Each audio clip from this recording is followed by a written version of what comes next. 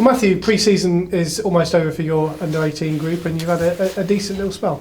Yeah, it's been good. 7 weeks, going into our 8th week now, and with the game on Saturday against Northampton away, we're more than happy with where we're at. The lads have been fantastic in their training and the way they've applied themselves, and everyone's adapted well. So yeah, in terms of how it's gone, we couldn't be happier, really. Yeah, I know we spoke previously about structuring the pre-season in today's climate and having the players buy in to do that. It seems like it's gone quite hand in hand today. Yeah, it has. The buy-in from the players has been really, really good. That they're striving to learn every day, they're striving to get better every day, and they're listening and taking information on board. So they're in a good place, and we always know they're young lads and there'll be ups and downs and dips in form, etc. But for the 7 weeks that we've worked with them, it's been a pleasure to work with. Yeah, at first team level, pre-season is about fitness, it's about structure and everything. But pre-season for an under-18 group, because you've obviously got new players coming into the group, do you have to do more work in terms of, you know, how you want to play, how you want the team to play, or does it help because it filters down throughout the academy? We're a professional development phase, so we've got to develop them for hopefully going on and playing professional football. But it's focused around their individual development as well. So we're making sure that they're developing in the right ways individually, that whatever they need for their positions, but they need to be playing within a team structure and a team environment. So that's what we've been giving them, and like I said, they've took on all the information really, really well, and we've seen it in games. So that's what you want. That's the end result, really, is seeing it in games and seeing them develop as individuals as well. Yeah, last year was hugely successful, both on the pitch in terms of results, but also in terms of the development. Do you set them sort of targets this year? Are you looking to achieve a similar sort of success?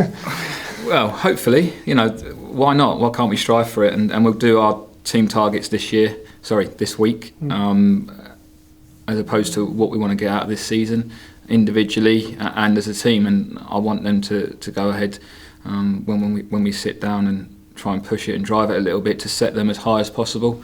But we'll see what they come up with. But that'll be, we did that last season, we'll do it again this season. It's really striving for something that doesn't always feel like it's in reach, and if we can get there or just below it or a couple of steps below it, it's still fairly good. So we'll sit down with them this week and discuss that. Yeah, people don't really realise from the outside because they just see them in the first team group, but there's so many players in that first team group that are still eligible for your under 18. So because obviously the pathway's there, you're sort of building the next sort of crop as they come through. And I know you've got 16s who are coming into the 18s group who you're going to be working with on a regular basis, and you're excited with that group. Yeah, we are.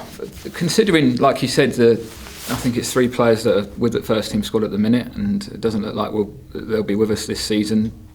We're in a good place, and there is some really talented players within the squad, and we've looked at a decent enough team in pre-season, albeit it's pre-season, and need to carry that forward now and make sure that they're still developing. But there is some good 16s as well.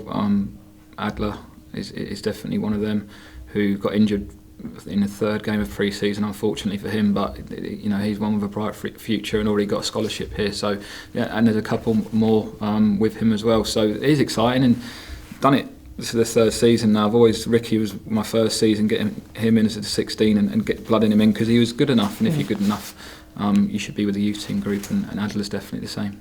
Flynn Clarke made his first appearance in the first team in a competitive fixture at the weekend, and again, people might not think, looking at him, he looks a little bit older than what he actually is. He's actually quite a young 17-year-old, and he has acquitted himself really well during pre-season. He has, yeah, been brilliant, and the manager's pleased with him and the way he's been when he's been with the first team.